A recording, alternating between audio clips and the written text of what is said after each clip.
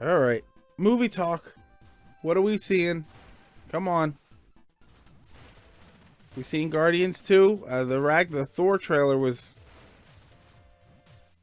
pretty interesting.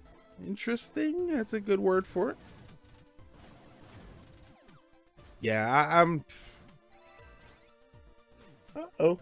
Sensor going off. To be honest, I didn't even see the second Thor movie. And this last trailer just kind of... I'm excited to see the Hulk, but... Complete honesty, Thor, I'm just... I don't know. I don't find... I don't find what they're doing with the character very interesting. You know, Thor the character is kind of boring. I'd be interested to see more of the world that he's in, or some more character development, which I hope happens in Thor 3. You know, if you know, I think in the comics, correct me if I'm wrong, I don't follow the I don't read the comics, but I try and keep up on what's going on.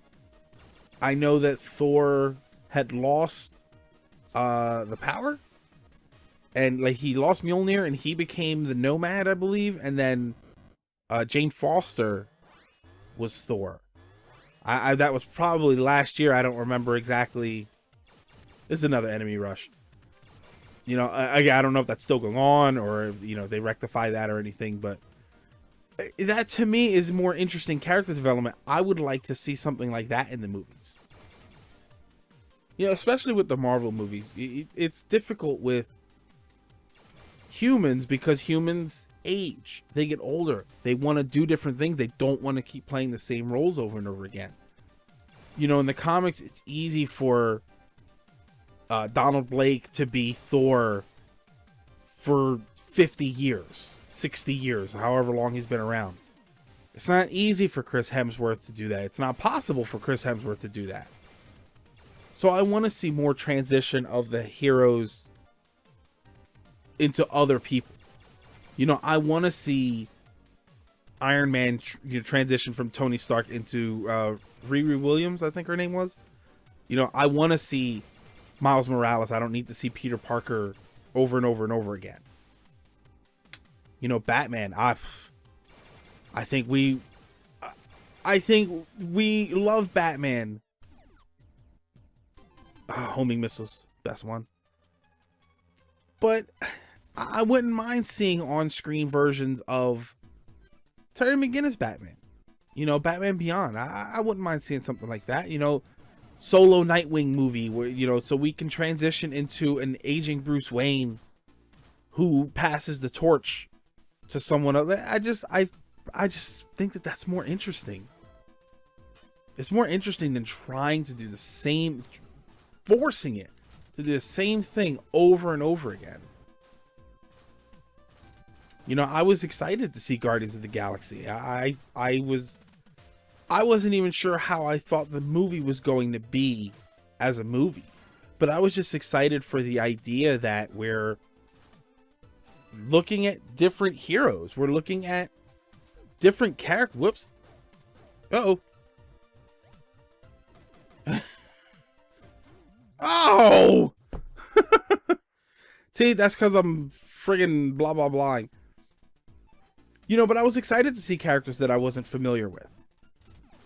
You know, that was cool to me to see how they're going to play out, how they're going to fit into Marvel Cinematic Universe. So I'm excited to see the second one. You know, when you tell me that there's another Batman, I'm just you know what? It's exactly that. It's another Batman. It's another Spider-Man. You know, Homecoming looks great, but at the same time, I'm not too excited because it's another Spider-Man movie.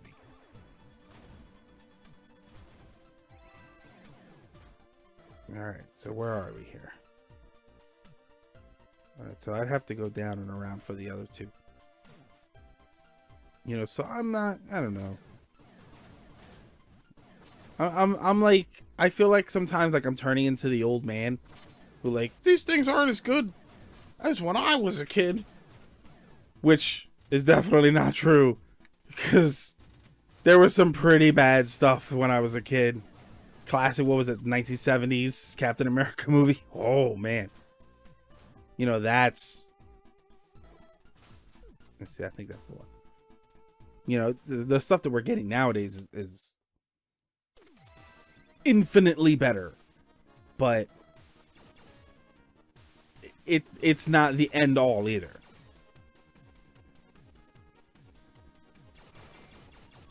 You know, so I want it to evolve. You know, I want it to evolve not just for the sake of evolving. I want it to evolve because things get stagnant after a while and they need to advance forward.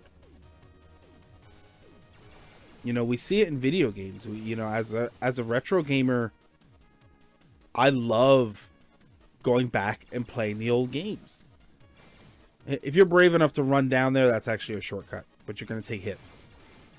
You know, as a retro gamer, I love to play old games. There's nothing like putting on Final Fantasy IV, you know, playing something like this. This is a great example. Actually, this is an example of what I'm getting to for that point. You know, I love playing the old stuff, but I acknowledge that it's old stuff. You know, I acknowledge that there were a lot of problems with it, that it was missing a lot of elements, that there are things that we have gotten now in modern games that when we go back to the old games, we miss, to the point where it makes them not unplayable, but less fun than they used to be. You know, I brought it up earlier about maps, you know, maps in retro games. You know, oh, lost that power up. All right, so we'll switch to the shotgun. You know, I brought it up before about maps. You know, that's something that we didn't miss in the old days because we didn't really have it.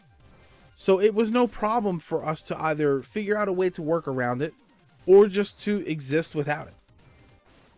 Man, that weapon is brutal. It's just super slow fire rate, which is normal for a shotgun.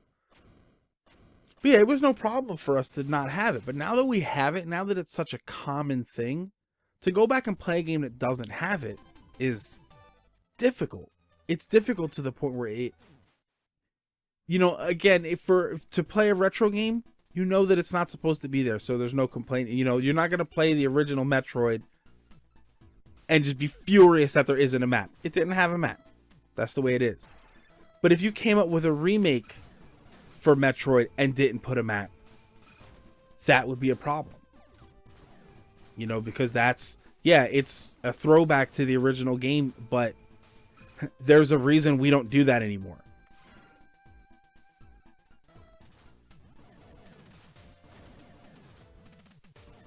All right, so I got a power up for the Sophia the laser. You can see, you charge it and it blasts through walls. That's helpful. I can kill a few things before I get to where they are. Later on, we get a more useful one, which actually, you know, does some stuff that we could really take advantage of. Like, that's pretty cool.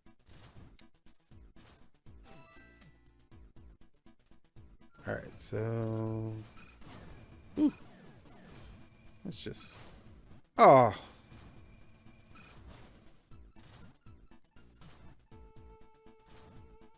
But yeah, you gotta keep modern. You know, this game is a perfect example. That's what I touched on it earlier. This game is a perfect example. It's very, you know, it's very old school. It's obviously, it's a remake of an old school game, so it's supposed to mimic that old school style, but it's got things that are, I guess you could say, they're modern. Realistically, they probably should have been there in the first place.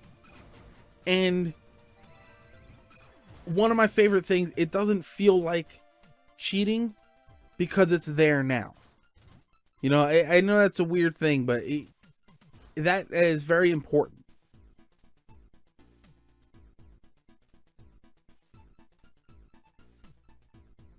Ooh, now I'm all curious.